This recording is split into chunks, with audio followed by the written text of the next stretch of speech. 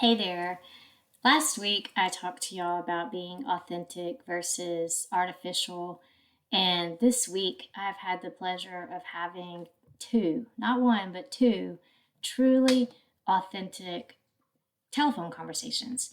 And I don't know about you, but there's just something for me that is fulfilling about deep conversations. Having those friends or those people in our lives that we can we can just go there. We can just go places, that you can't go with everybody else. And I call it real talk, just where you can really just let down your guard and say what you're really thinking. And one of those conversations was about leadership.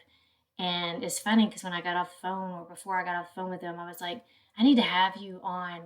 I need to have one of my videos with you on it because this is like stuff that everybody needs to hear, I think. I said the same thing after that other conversation. So both of those people I've invited because I just feel like when I'm having conversations with other people about really good topics like leadership or just being not in the performance game, like we all try to live our lives in that performance bubble, which was what the other conversation was about. I feel like I am also more authentic than talking to this screen because, I mean, like I've told y'all before, like I'm not comfortable with this. So talking to this screen um, doesn't feel authentic to me. It doesn't feel genuine because there isn't that to and fro, that give and go, that back and forth that you get when you have a conversation. But I don't want just any conversations. I want real conversations.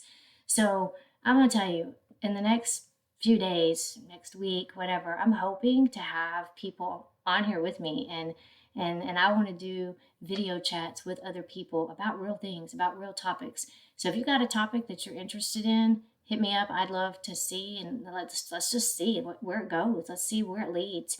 But the one conversation about leadership, and I want to say one of the big things that came out of it was leadership isn't about being in charge. It's actually about serving. Great leaders are great servants. I mean, we have a lot of people who are on that power trip or on that look at me status when they are in charge. And in all honesty, those aren't the leaders that we respect the most. I respect the leaders that are down there in the trenches right beside me, getting their hands dirty, doing what I'm doing. But I look at people like Nick Saban as a phenomenal leader.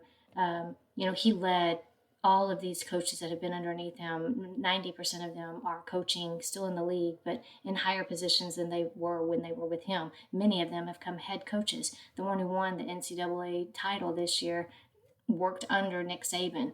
I believe that he is a great example of grooming leaders and growing people under him to one day take his position. And shouldn't that be what we're all doing? Like when you're leading people, you're growing them to become better at whatever it is that you're leading, whether you're leading a classroom of kids or you're leading a country like our president. Whatever it is that you're leading, you should be leading it in a servant's mentality. I look at the way that Jesus led when he came on this earth. Is there any better leader to model our lives after than him? And he's out there washing people's feet. He is being a servant and to other people. And so why aren't we striving in our leadership positions to be that kind of servant? So I'm just going to look at it this way. My challenge to you is to look for one way that you can serve people today, whether it's at home, it's at work, it's in your church, it's in your community, without any recognition. I want you to do this. I want you to look for an opportunity to serve without any recognition. Nobody needs to know that you had any part in it. Can you do that? And I want you to comment on any topics that you'd be interested in. Real talk. Like that's what I love. I love those kind of conversations. And I love to have the conversations that people don't always want to have. They aren't comfortable having. I want to talk about things that everybody deals with. We all deal with the comparison game or being in the performance game, especially people who have been athletes in the past. It's really hard to shift that mindset from I have to accumulate so many of this. I have to have so much of this. We measure ourselves by these numbers. We have our own little barometer that they're measuring by.